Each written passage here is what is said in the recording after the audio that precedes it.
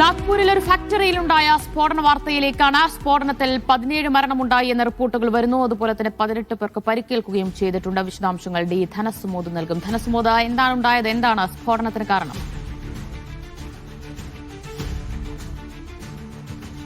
ിലെ കത്തോളിലാണ് സ്ഫോടനം ഉണ്ടായിരിക്കുന്നത്. SBL energy limited എന്ന സ്ഫോടക വസ്തു നിർമ്മാണ ഫാക്ടറിയിലാണ് സ്ഫോടനം ഉണ്ടായത്. രാവിലെ 6:45 സ്ഫോടനം ഉണ്ടായത്. ഇതിലെ സ്ഫോടക വസ്തുക്കൾ ഉണ്ടാക്കുന്ന ഒരു കമ്പനി തന്നെയാണിത്.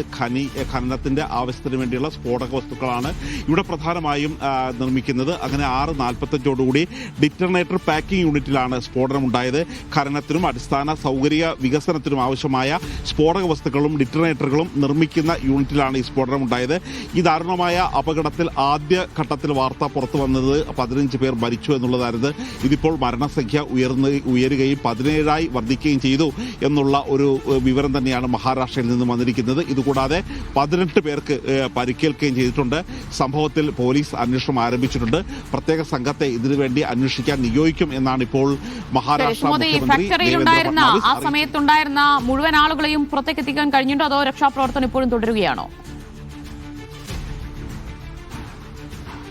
രക്ഷാപ്രവർത്തനം ഇപ്പോഴും പുരോഗമിച്ചുകൊണ്ടിരിക്കുകയാണ് മഹാരാഷ്ട്രയിൽ. കാര്യം രാവിലെ 6:45 ഈ സ്ഫോടനം ഉണ്ടായെങ്കിൽ പോലും ആ സ്ഫോടനം ഉണ്ടായ സമയത്ത് വലിയ തരത്തിലുള്ള പുകയും തീയും വ്യാപകമായിട്ട് വർദ്ധിക്കുകയായിരുന്നു. മാത്രമല്ല ഇത് പരിക്കേറ്റ് ഇതിനകം തന്നെ കുടുങ്ങിക്കിടക്കുന്ന നിരവധി പേർ ഉണ്ട് എന്ന് തന്നെയാണ് സംശയമുള്ളത്. അതുകൊണ്ടാണ് ഇപ്പോഴും രക്ഷാപ്രവർത്തനം പുരോഗമിച്ചുകൊണ്ടിരിക്കുന്നത്.